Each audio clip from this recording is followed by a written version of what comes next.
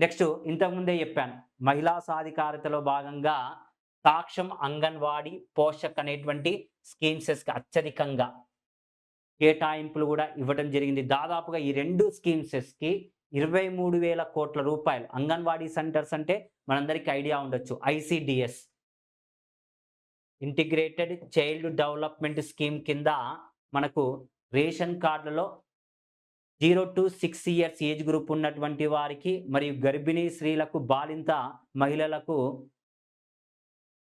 ఏందండి అంటే పౌష్టికాహారం ఇవ్వటం కోసం దాదాపుగా 23,000,00,00,000 రూపాయలను కేటాయించడం జరిగింది. ఇదే గాకుండా ఎడ్యుకేషనల్ పర్పస్‌లో ఐఐటీలో సామర్థ్య విస్తరణ అండి.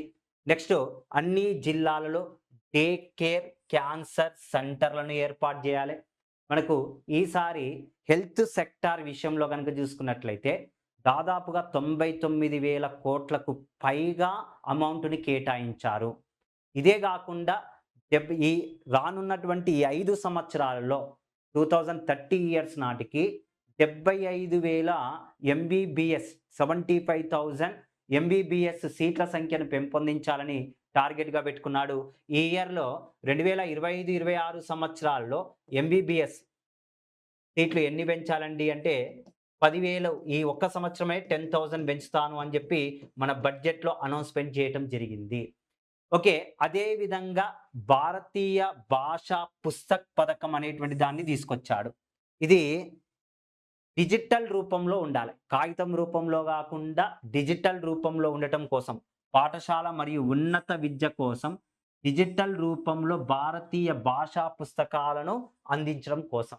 పేపర్‌లెస్‌గా ఉండాలి. అంటే మన మొబైల్ ఫోన్‌లో గాని ఎక్కడైనా చూసుకునేటట్టుగా ఉండాలి అని జెప్పి భారతీయ భాషా పుస్తక్ పో పథకము అనేటువంటి దాన్ని ఇంట్రొడ్యూస్ చేయటం జరిగింది.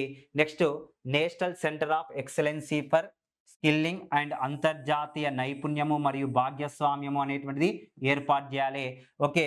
స్కిల్స్ డెవలప్‌మెంట్ అనేటువంటిది ఇతర దేశాల తోటి యాడ్ చేయాలి అని చెప్పి ఇవ్వటం జరిగిందండి.